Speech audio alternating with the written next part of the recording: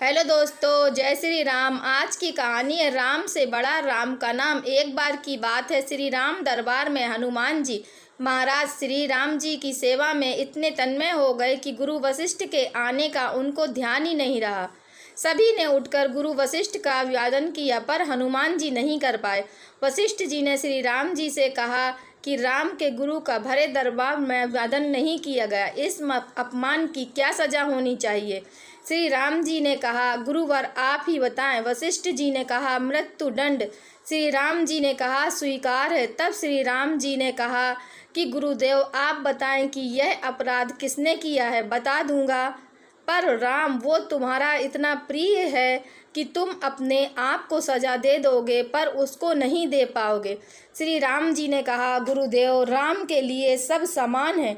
नहीं राम, मुझे तुम्हारे ऊपर शंका नहीं है, पर मुझे दंड के परिपूर्ण होने पर शंका है। अतः यदि तुम यह विश्वास दिलाते हो कि तुम स्वयं उसे मृत्युदंड अपने अबोध बाण से दोगे, तो ही मैं अपराधी का नाम और अपराध बताऊंगा। श्री राम जी ने पुनः अपना संकल्प व्यक्त कर दिया। तब वशिष्ठ जी ने बताया कि यह अपराध हनुमान जी ने किया है।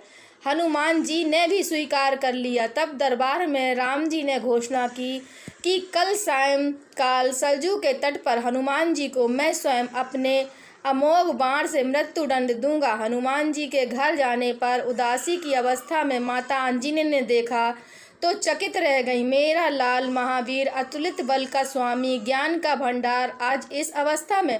माता ने बार बार पूछा, पर जब हनुमान जी चुप रहे तो माता ने अपने दूध का वास्ता देकर पूछा। तब हनुमान जी ने बताया कि यह प्रकरण हुआ है अनजाने में। माता, आप जानती हैं कि हनुमान को संपूर्ण ब्रह्मांड में कोई नहीं मार सकता, पर भगवान श्री राम के अमोघ बाण से भी कोई नहीं बच सकता। तब माता ने कहा कि हनुमान, मैंने भगवान शंकर से राम नाम मंत्र प्राप्त किया था और तुम्हें भी जन्म के साथ ही यह नाम घुट्टी में पिलाया है, जिसके प्रताप से तुमने बचपन में ही सूर्य को फल समझकर मुख में रख लिया था। उस राम नाम के होते हुए हनुमान, कोई भी तुम्हारा बाल भी बांका नहीं कर सकता, चाहे वो स्वयं राम ही क्यों ना हो।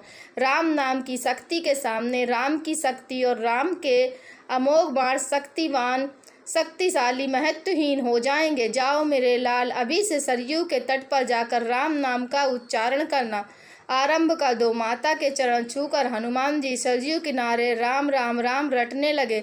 सायंकाल राम अपने संपूर्ण दरबार सहित सरयू तट पर आए। सबको कौतूहल था कि क्या राम हनुमान को सजा देंगे, पर जब श्री राम ने बार बार राम बाण अपने महान शक्तिधारी अमोघ शक्ति बाण चलाए, पर हनुमान के ऊपर उनका कोई असर नहीं हुआ, तो गुरु वशिष्ठ जी ने शंका जताई कि राम, तुम अपनी पूर्ण निष्ठा से बाणों का प्रयोग कर रहे हो?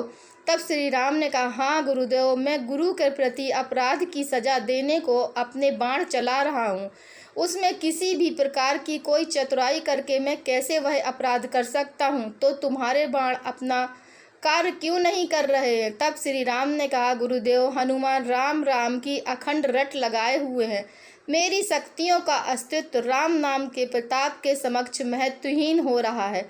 इससे मेरा कोई भी प्रयास सफल नहीं हो रहा। आप ही बताएं गुरुदेव, मैं क्या करूं? गुरुदेव ने कहा, हे राम, आज से मैं तुम्हारे साथ तुम्हारे दरबार को त्याग कर अपने आश्रम जा रहा हूँ, जहाँ राम नाम का निरंतर जप करूँगा। जाते जाते गुरु वशिष्ठ जी ने घोषणा की कि हे राम, मैं जानकर मानकर यह घोषणा कर रहा हूँ कि स्वयं राम से बड़ा राम का नाम है। राम नाम महा अघोष शक्ति का सागर है। जो कोई जपेगा, लिखेगा, मनन करेगा, उसकी लोक कामना पूर्ति होते हुए भी वह मोक्ष का भागी होगा। मैंने सारे मंत्रों शक्तियों से राम नाम के समक्ष निरंतर माना है, तभी से राम का नाम बड़ा हो जाता है। वो पत्थर भी तैर जाते हैं जिन पर राम का नाम लिखा रहता है। दोस्तों, अगर यह लाइन आपको पसंद आई है तो कृपया लाइक कीजिए, शेयर कीजिए, और चैनल पर नए हैं तो कृपया चैनल को सब्सक्राइब कीजिए। बोलो जय श्री राम।